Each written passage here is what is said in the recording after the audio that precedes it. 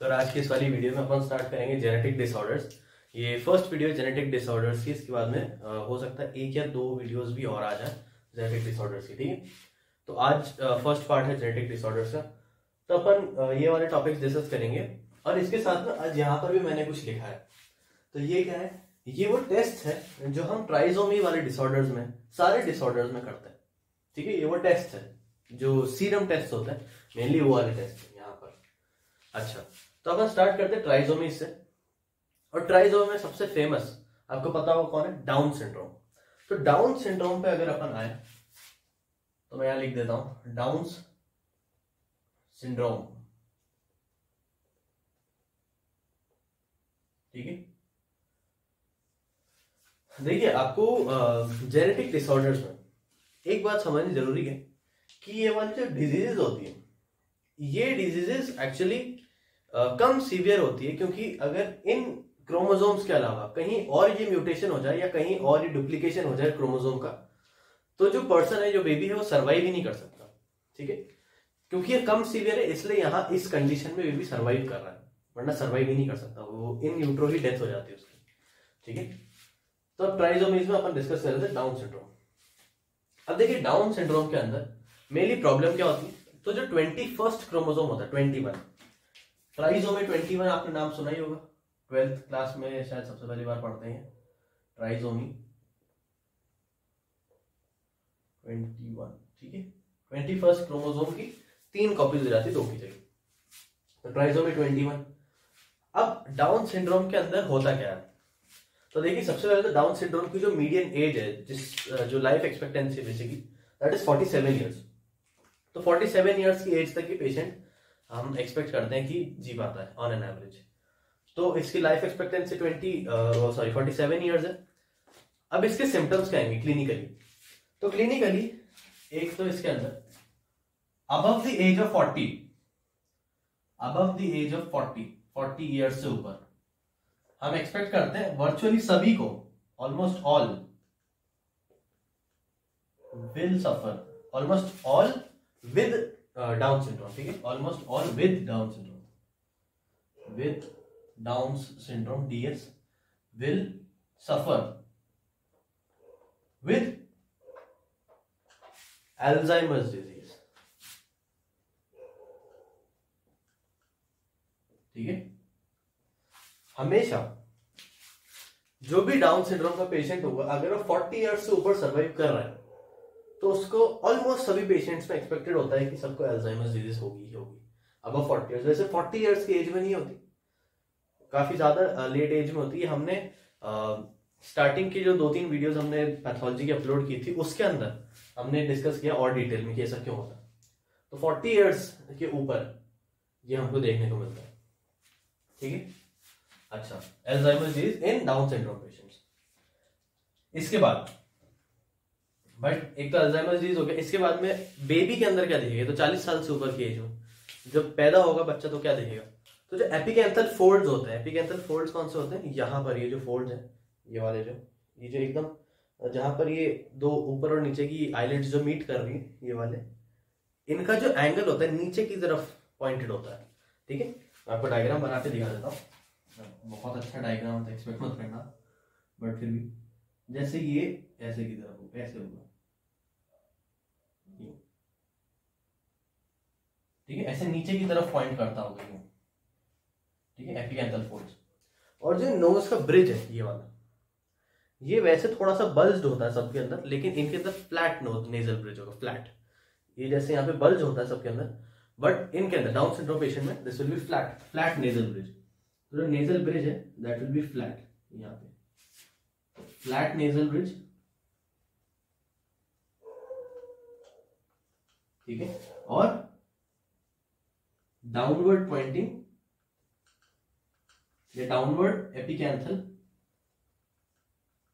Folds, ठीक है, downward एपिकैंथल folds और फ्लैट नेजल ब्रिज।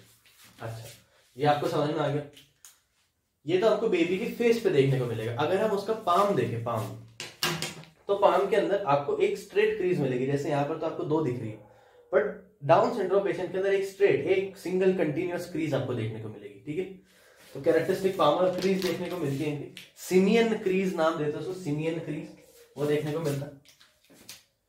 ठीक है, इसके साथ साथ में इन पेशेंट्स में ALL एक्यूट लिम्फोब्लास्टिक ल्यूकीमिया इसके चांसेस बहुत ज्यादा होते हैं। ब्लड कैंसर मेनली WBC का जो ALL वाला वेरिएंट उसके चांसेस बहुत ज्यादा होते हैं इन पेशेंट्स के अंदर। ठीक है, ये आपको देखने को मिलेगा इनके अंदर। बाकी मेंटल रिटार्डेशन देखने को मिलता है और लाइफ एक्सपेक्टेंसी वो भी काफी कम होती है। अब इसके बाद में अपन टेस्ट पे आते हैं कि हम इसको मदर के अंदर, मदर के ब्लड में यानी इन यूट्रो नहीं इन यूट्रो कैसे डिटेक्ट करेंगे। तो ये 4 टेस्ट डाउन सिंड्रोम के लिए होते हैं और जो ऊपर के 3 है ये वाले अल्फा फीटोप्रोटीन कॉन्जुगेटेड एस्ट्रायोल और बीटा HCG, ये जो 3 है ये तीनों इन तीनों के लिए होंगे। इनहिबिन एक एक्स्ट्रा ऐड हो जाता है डाउन सिंड्रोम, कर सकते हैं बाकियों के लिए भी, but it is more relevant for down syndrome. ठीक है, तो डाउन सिंड्रोम के अंदर अगर हम इन तीनों का लेवल देखें तो डाउन सिंड्रोम के नाम से आप याद रख सकते हैं इसको, everything is down in Down syndrome, everything is down except high is high. Now what does that mean? Everything is down except high is high. अब हाई क्या है? HI। ठीक है, तो बीटा HCG का लेवल हाई होगा, normal से काफी ज्यादा होगा, सिग्निफिकेंटली इंक्रीज होगा, और इनहिबिन का लेवल भी नॉर्मल से ज्यादा इंक्रीज होगा।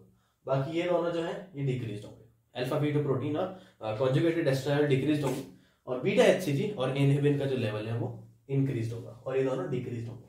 ठीक है, अच्छा डाउन सिंड्रोम में और क्या देखने को मिलेगा? एक आध चीजें रह गई थी टेस्ट के साथ में, मैं बताना थोड़ा सा मेरे दिमाग से निकल गया था। एक आध चीजें क्या देखने को मिलेगी हमको, और एक तो जब रेडियोग्राफिक इवैल्यूएशन करेंगे आप, मतलब डाउन सिंड्रोम पेशेंट का खुद का, तो हमको डबल बबल साइन देखने को मिलेगा। डबल बबल साइन एब्डोमेन के अंदर 2 हमको बेसिकली बबल टाइप स्ट्रक्चर्स देखने को मिलेंगे। बेसिकली स्टमक और इंटेस्टाइन ही होता है, पर उसका रीजन होता है डुओडेनल एट्रीजिया उसका रीजन होता है डबल बबल साइन का। ठीक है, तो एक तो डबल बबल साइन और हर्ट्सस्प्रंग डिजीज, ये मैं लिख देता हूं, हर्ट्सस्प्रंग डिजीज।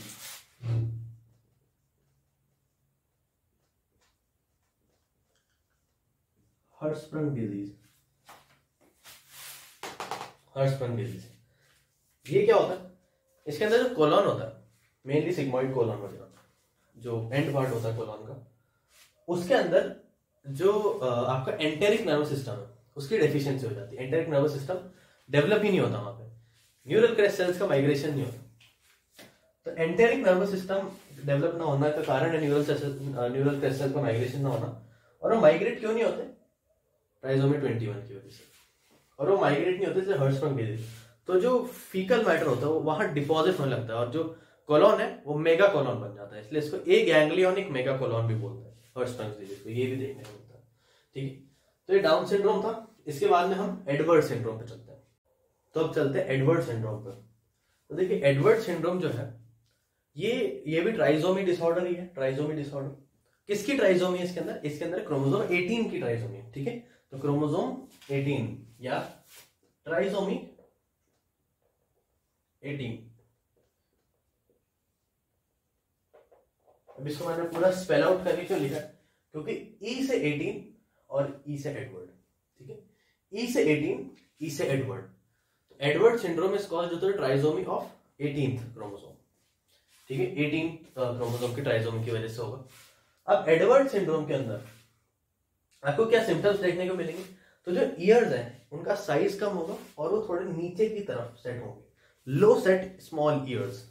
ठीक है, लो set small years, normal position थोड़ा सा नीचे की तरफ। माइक्रोग्नेथिया जो मैंडिबल है उसका साइज काफी स्मॉल होगा, माइक्रोग्नेथिया। इसके साथ में जो ऑक्सीपट है, ये पीछे वाला पार्ट ऑक्सीपिटल बोन वाला, प्रोमिनेंट होगा, प्रोमिनेंट ऑक्सीपट। ठीक है, प्रोमिनेंट ऑक्सीपट, माइक्रोग्नेथिया और लो set years, low set small years.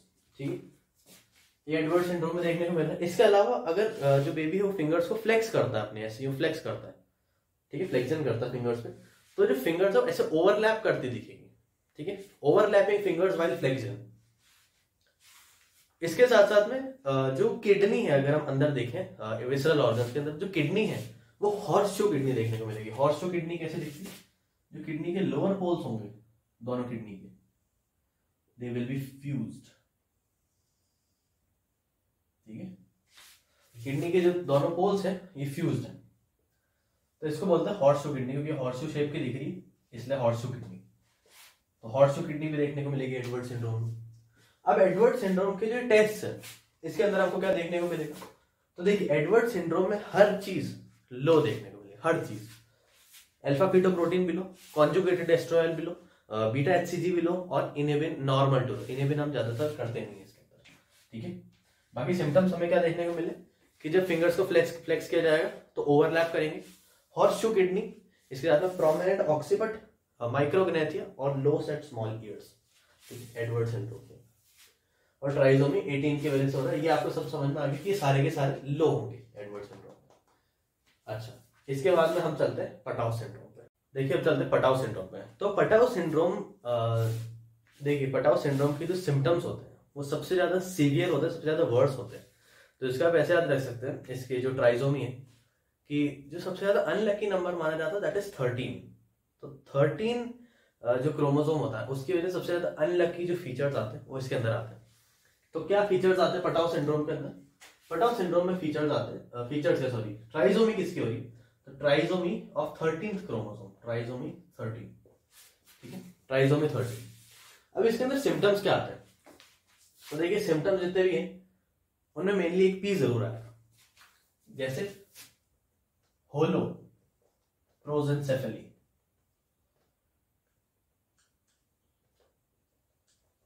Hollow प्रोजेंसेफेली। Now what does this mean? Holoprosencephaly मतलब एक सेरिब्रल हेमिस्फीयर, दो नहीं सिर्फ एक हेमिस्फीयर होगा, किसी एक साइड पर नहीं, सेंट्रली लोकलाइज्ड एक सेरिब्रल हेमिस्फीयर। अब क्योंकि एक ही है तो ऑब्वियस बात है ब्रेन का साइज कम होगा, तो जो हेड है उसका साइज भी कम होगा, तो माइक्रोसेफेली भी होगी। होलो प्रोजेंसेफेली के साथ में माइक्रोसेफेली, हेड का साइज भी कम हो जाएगा।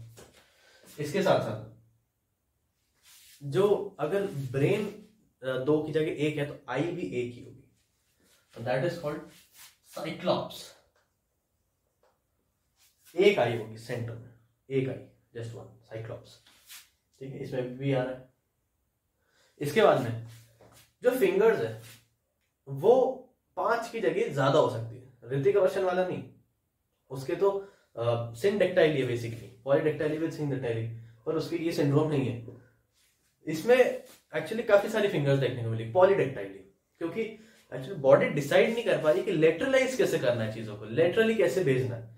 जैसे अगर ब्रेन है तो ब्रेन में बॉडी डिसाइड नहीं कर पा रही कि ये वाला जो हेमिस्फीयर है राइट में जाएगा, ये वाला हेमिस्फीयर लेफ्ट में जाएगा, ये डिसाइड नहीं कर पाई बॉडी। आई है उसमें इस आई को लेफ्ट में भेजना है, इस आई को राइट में भेजना है, कैसे भेजना है वो बॉडी डिसाइड नहीं कर सकती, इसलिए वन सिंगल पार्ट बना देती है, मतलब एक ही आई बना दी उसने, एक ही ब्रेन का हेमिस्फीयर बना दिया। ठीक है, और फिंगर्स है, फिंगर्स में भी अब वो डिसाइड नहीं कर पा रही कि जैसे थंब है, थंब को लेटरल साइड पर रखना है, तो वो डिसाइड नहीं कर सकती बॉडी, इसलिए बहुत सारी फिंगर्स बन जाती है। ठीक है, इसलिए पॉलीडेक्टाइली।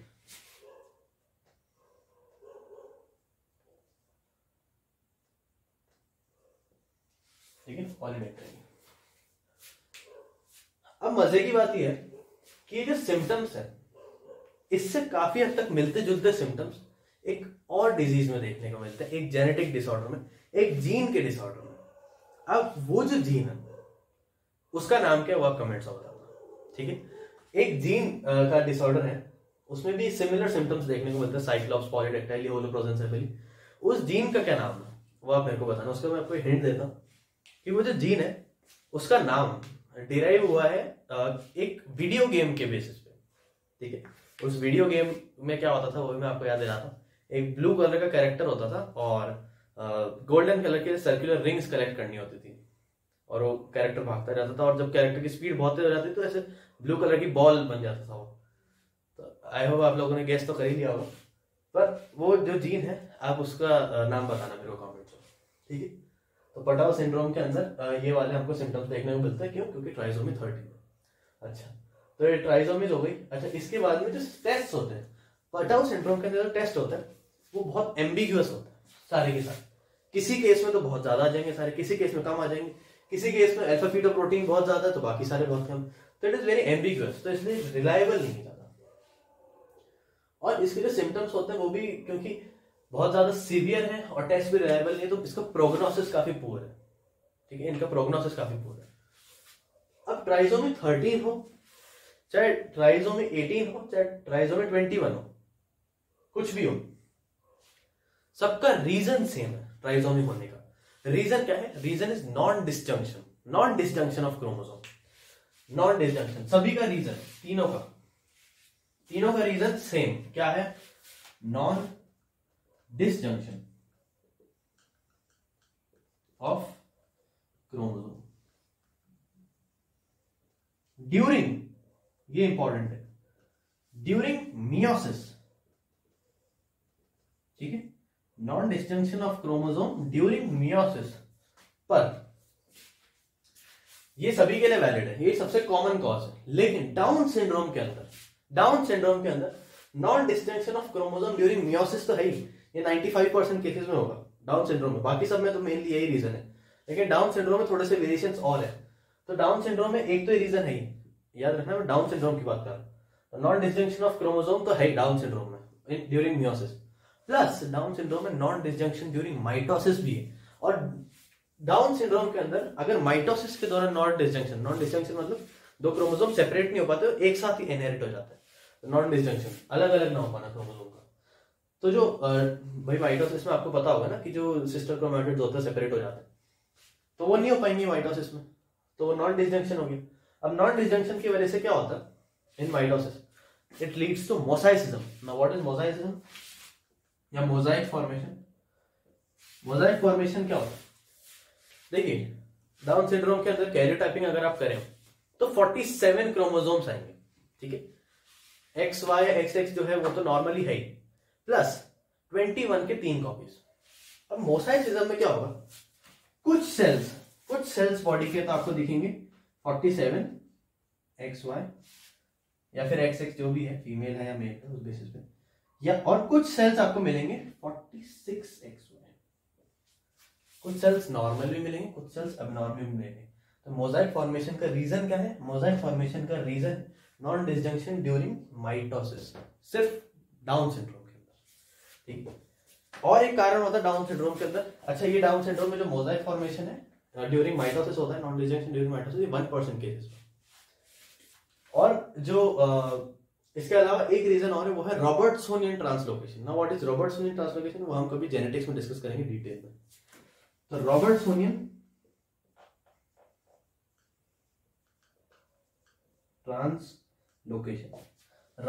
ट्रांसलोकेशन,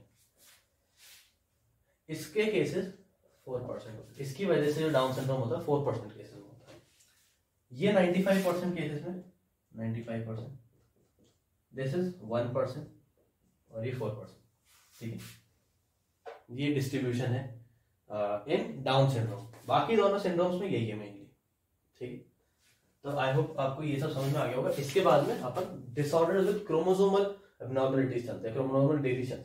इसमें एक ये क्राइडूशैट या क्राइडूशा जो भी आप बोले, तो इसके अंदर चलते हैं। ठीक है, तो अब क्राइडूशैट सिंड्रोम पे चलते हैं। क्राइडूचैट बोल सकते हैं, क्राइडूशा बोल सकते हैं, जो आपको बोलना है बोल सकते हैं।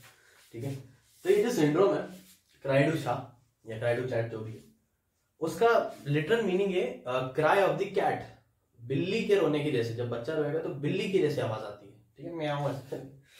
तो जो क्राइडूचैट सिंड्रोम है, इसके अंदर होता क्या है बेसिकली, होता क्यों है? तो this is due to deletion of p arm of 5th chromosome. ठीक है, 5th क्रोमोसोम के पी आर्म का डिलीशन। आपको पता होगा पी आर्म क्यू आर्म क्या होता है। जैसे देखिए, ये क्रोमोसोम है, एक लॉन्ग आर्म होता है, एक शॉर्ट आर्म होता है। जो शॉर्टर वाला ऊपर की तरफ आर्म है इसको बोलते हैं पी आर्म, लॉन्गर वाला इसको बोलते हैं क्यू आर्म। तो जो 5th क्रोमोसोम पे पी आर्म होता है, उसका डिलीशन लगता है। पूरा नहीं, कंप्लीट नहीं, कई बार पार्शियल डिलीशन भी होता है। बट बात है अगर इसका डिलीशन होने लगेगा तो इसमें जीन्स है वो भी डिलीट होने लगेगी। ठीक है, तो ऐसे एक जीन का एग्जांपल है रेटिनोब्लास्टोमा जीन। रेटिनोब्लास्टोमा जीन का डिलीशन भी होने लगता है क्राइडोचैट में। अब क्राइडोचैट में आपको सिम्टम्स क्या देखने को मिलेंगे? तो देखिए, क्राइडोचैट में क्या होता है, एक तो आपको पता है बिल्ली के रोने की जैसे आवाज। ठीक है, तो बहुत ज्यादा हाई पिच्ड वॉइस होगी, हाई पिच्ड। उसका कारण क्या होता है? उसका कारण ये होता है कि थ्रोट के अंदर कनेक्टिव टिश्यू बहुत ज्यादा जमने लगता है। तो कनेक्टिव टिश्यू बहुत ज्यादा जमने लगता है तो स्पेस कम हो जाती है। कम स्पेस में से अगर आवाज निकलेगी तो वो ज्यादा हाई पिच्ड होगी, ठीक है। तो कनेक्टिव टिश्यू ज्यादा जमने के कारण एक ये सिम्टम है।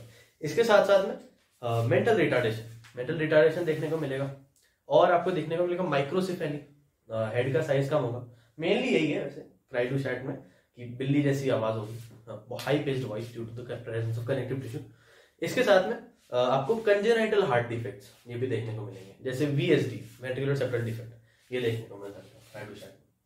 बाकी मेन यही है कि पी आर्म का डिलीशन हो जाए 5th क्रोमोसोम पे। उसका एग्जांपल हम देखा, रेटिनोब्लास्टोमा जीन डिलीट हो जाता है, इस पे प्रेजेंट होता है जो। इसके साथ साथ में बिल्ली जैसे आवाज आने लगती है, हाई पिच्ड, और माइक्रोसिफेली और कंजेनाइटल हार्ट डिफेक्ट्स, ठीक है। तो ये ज्यादा लंबा चौड़ा सिंड्रोम है नहीं। इसके बाद में हम चलते हैं डिसऑर्डर्स इन्वॉल्विंग सेक्स क्रोमोसोम्स, ठीक है। तो सबसे पहले देखते हैं क्लाइनफेल्टर सिंड्रोम। तो अब स्टार्ट करते हैं क्लाइनफेल्टर सिंड्रोम। देखिए क्लाइनफेल्टर सिंड्रोम के अंदर क्या होता है कि इसका जो कैरियोटाइप है वो 47 क्रोमोसोम्स होते हैं, और इसके अंदर एक X क्रोमोसोम एक्स्ट्रा ऐड हो जाता है। XY की जगह XXY हो जाता है। ये वैसे तो मेल ही है, बट एक X क्रोमोसोम एक्स्ट्रा ऐड हो गया, ठीक है। तो इसकी सिम्टम्स क्या देखने को मिलेंगे? तो इसके सिम्टम्स हमको देखने को मिलते हैं क्लिनिकली। एक तो स्मॉल गोनाड साइज, टेस्टिस का साइज काफी स्मॉल होगा इनके अंदर। इसके साथ मतलब इसको टेस्टिकुलर एट्रोफी आप बोल सकते हैं, टेस्टिकुलर एट्रोफी,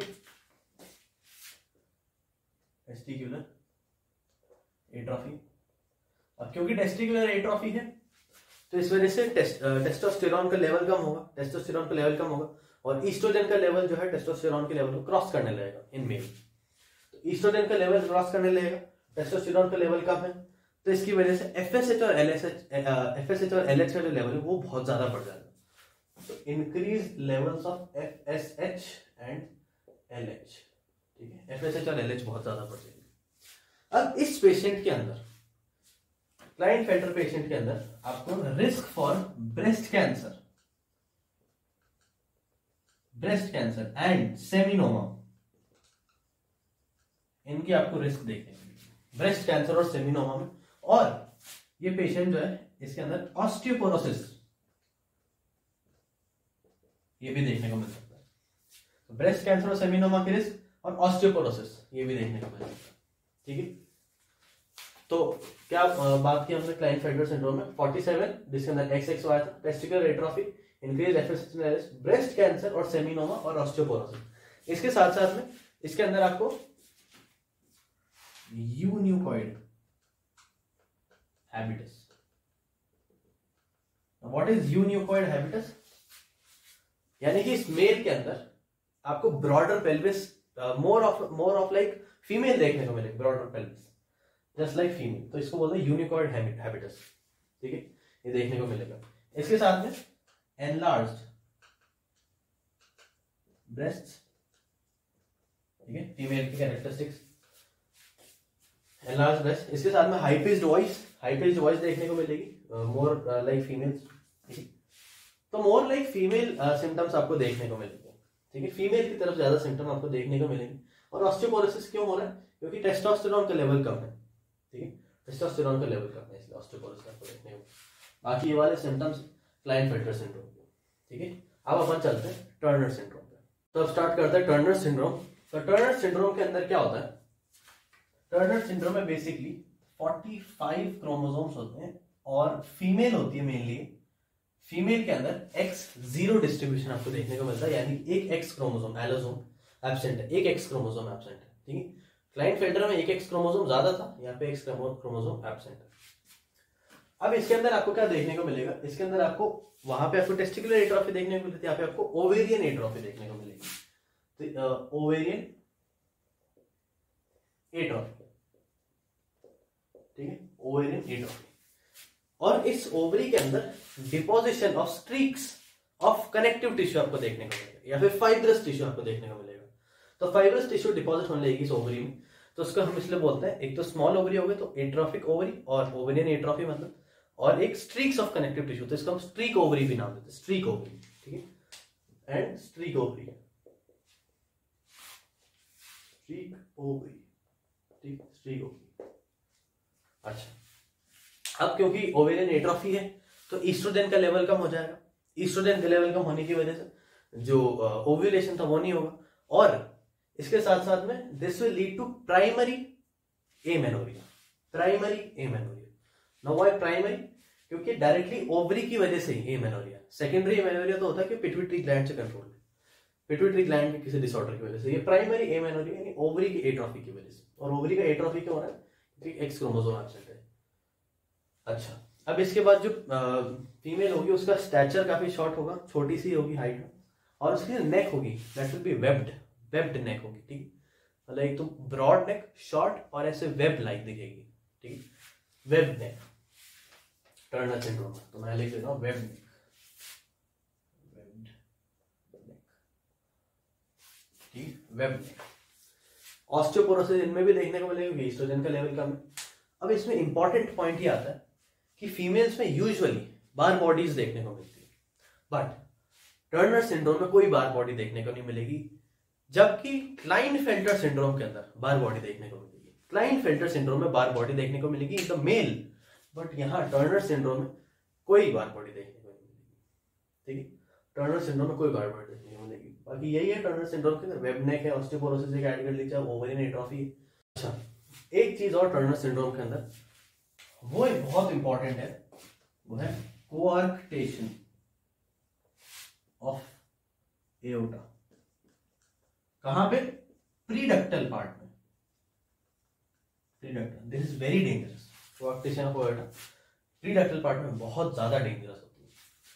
तो कोआर्क्टेशन ऑफ एओर्टा अगर प्रीडक्टल पार्ट में है तो बहुत ज्यादा चांस है कि बेबी की जो डेथ है वो यूट्रस के अंदर इन यूट्रो ही हो जाएगी, ठीक है, इन यूट्रो डेथ हो जाएगी बेबी की, ठीक है। तो डेड एंड स्वोलन बेबी या डेड एंड स्वोलन वूम्ब देखने को मिल सकता है, डेड एंड स्वोलन फीटस देखने को मिल सकता है इसके अंदर, ठीक है, कोआर्क्टेशन ऑफ एओर्टा। और बाकी इसके साथ साथ में कई सारे कंजेनिटल हार्ट डिफेक्ट्स भी देखने को मिल सकते हैं, और मेनली ये, ठीक है। अब अपन चलते हैं हर्माफ्रोडाइट्स के ऊपर। देखिए हर्माफ्रोडाइट्स पे चलते हैं। तो हर्माफ्रोडाइट के अंदर 3 कैटेगरीज है। एक तो सबसे पहले true hermaphrodite which is extremely rare. अब ट्रू हर्माफ्रोडाइट होता क्या? इसके अंदर जो आपको प्राइमरी सेक्सुअल ऑर्गन्स देखने को मिलेंगे, टेस्टिस और ओवरीज, वो दोनों ही देखने को मिलेंगे, मेल के भी और फीमेल के भी। यानी टेस्टिस भी देखने को मिलेगा सेम इंडिविजुअल में, टेस्टिस भी देखने को मिलेगा और ओवरी भी देखने को मिलेगी, ठीक है, सेम इंडिविजुअल में। And these individuals have ambiguous genitalia, यानी कि आप जेनिटेलिया को देख के पता नहीं लगा सकते कि is that person a male और अ फीमेल, ये आप पता नहीं लगा सकते। It will be very ambiguous, ठीक है। True hermaphrodites very rare. तो कई बार क्या होता है, इनके जो प्राइमरी सेक्सुअल ऑर्गन्स होते हैं, जो टेस्टिस और ओवरीज दोनों ही हैं, वो कई बार फ्यूज्ड हो जाते हैं दोनों एक साथ। तो एक ही ऑर्गन के अंदर, बेसिकली एक ही स्ट्रक्चर के अंदर हमको ओवरी भी देखने को मिलती है और हमको टेस्टिस भी देखने को मिलता है, तो उसको हम ओवोटेस्टिस नाम देते हैं, ठीक है। इसके अंदर female hermaphrodite, female pseudo hermaphrodite और मेल स्यूडो हर्माफ्रोडाइट। तो देखिए इसमें जो सबसे पहला नाम है फीमेल और मेल, वो ये एक्चुअल में ऑर्गन्स पोजेस करते हैं। यानी कि फीमेल स्यूडो हर्माफ्रोडाइट के अंदर फीमेल के ऑर्गन्स, एक्चुअल में ये फीमेल है, फीमेल स्यूडो हर्माफ्रोडाइट, बट इनके जो जेनेटेलिया है दोज आर एम्बिगुअस या फिर विरलाइज्ड जेनेटेलिया, या फिर मेल लाइक टुवर्ड्स ज्यादा है फीमेल स्यूडो हर्माफ्रोडाइट में। तो फीमेल स्यूडो हर्माफ्रोडाइट में होगा क्या? फीमेल स्यूडो हर्माफ्रोडाइट में कि इनमें प्रेजेंट तो ओवरी है, but due to the presence of androgen, किसके अंदर एंड्रोजन? अगर एंड्रोजन स्टेरॉइड्स लिए जाता है, या फिर अगर कोई फीमेल बॉडी बिल्डर और वो स्टेरॉइड्स लेते हैं, एंड्रोजन्स लेती है, और वो उस समय प्रेग्नेंट है, तब it can lead to female pseudo hermaphroditism, ठीक। तो कोई फीमेल बॉडी बिल्डर है, अगर वो एंड्रोजन स्टेरॉइड्स लेती है ड्यूरिंग प्रेगनेंसी। इसके बाद में मेल स्यूडो हर्माफ्रोडाइटिज्म, तो ओरिजिनली मेल है, इनके अंदर टेस्टिस प्रेजेंट है, बट विरलाइज्ड, या फिर विरलाइज इनमें नहीं बोलते यूजुअली, इनमें ambiguous genitalia and more towards female. इसके बाद में इनके अंदर प्रेजेंट टेस्टिस ही है, बट ये होगा कब? तो ये 2 कंडीशन में मेनली होता है मेल स्यूडो हर्माफ्रोडाइटिज्म। एक तो एंड्रोजन की वाइड स्प्रेड पूरे शरीर के अंदर, पूरी बॉडी के अंदर एंड्रोजन रिसेप्टर डेफिशिएंट हो, पूरे बॉडी के अंदर wide spread androgen receptor deficiency, या फिर 5 अल्फा रिडक्टेज डेफिशिएंसी, ये बायोकेमिस्ट्री में ज्यादा आता है, 5 अल्फा रिडक्टेज डेफिशिएंसी, या फिर मैंने जैसा आपको बताया wide spread androgen receptor deficiency which is also called testicular feminization, ठीक। इसकी वजह से मेल स्यूडो हर्माफ्रोडाइटिज्म। ये याद रखना है, फीमेल स्यूडो हर्माफ्रोडिटिज्म में ओरिजिनली वो फीमेल है, जो फर्स्ट नेम है वो एक्चुअल में वो ऑर्गेनिज्म एक्चुअल में उसका जेंडर वो है। मेल स्यूडो हर्माफ्रोडिटिज्म में वो एक्चुअल में मेल है but it possesses organs like female, और फीमेल स्यूडो हर्माफ्रोडिटिज्म में it possesses organs like male. ठीक है, तो ये जेनेटिक डिसऑर्डर्स का पहला वीडियो था, पहला पार्ट था। आई होप आपको ये सब समझ में आ गया होगा। इसके बाद में नेक्स्ट वीडियो हम डिस्कस करते हैं। Thank you.